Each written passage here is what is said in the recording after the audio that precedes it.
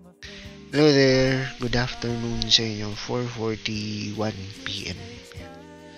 Magmerienda tayo ng kape, tsaka tinapay, yan. Maulan ngayon sa labas kasi alam ko may bagyo. Tapos, pero yung nagpapaulan daw sa Luzon area ay monsoon or habagat, no? So, hindi siya directly dahil sa bagyo, kundi dahil hinihila ng bagyo yung monsoon or habagat. So, masarap kumain ngayon. Di ba masarap kumain pag umuulan? Yan. Maraming salamat sa pagkain na to. Sana kumain na rin kayo, no? Sabi nila, masarap daw kumain kapag umuulan. May scientific explanation pala yun. Kasi ni-research ko siya sa Google, no? Kaya daw pala masarap kumain pag umuulan. Kasi yung katawan natin naghahanap ng heat, no? Naghahanap ng heat yung katawan natin. Tapos ayan, through food intake nagkakaroon ng heat yung katawan natin. Kaya mas gusto natin na nagfo-food trip tayo kapag umuulan. Yun yung explanation, no? Kaya kung bakit parang mas masarap kumain kapag umuulan, mas masarap kumain kapag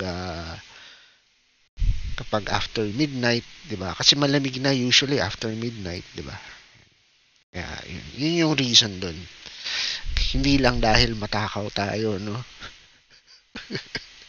Pero tingin ko dahil matakaw lang ako kaya ganun eh. Pero yun yung scientific explanation nun. Nagkikrave yung body natin ng heat through food. Yun. Iba, ibang heat yung ibang heat yung kinikrave nung iba, no? Pero that's for another topic na.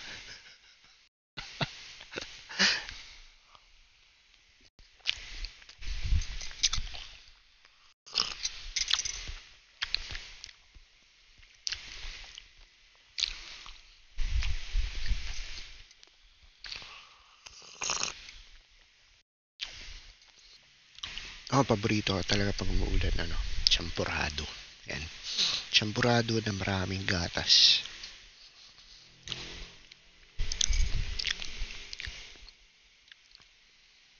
Gatas may evap, may powdered milk. Sarap na.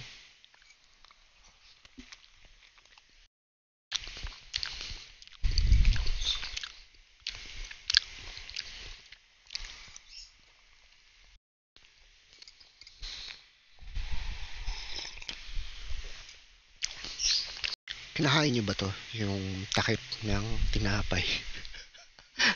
Ito yung sa bandang harap tsaka sa likod. Ito sa likod to eh.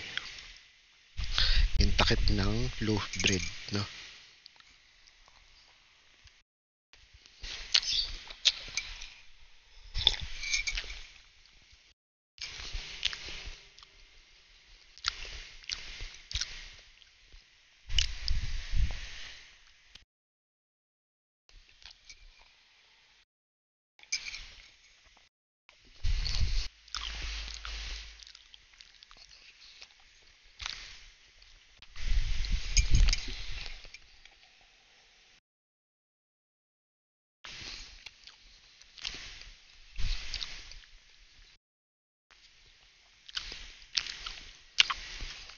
Solve na naman ang merienda for today. Yan. Maraming salamat sa panood at hanggang sa muli.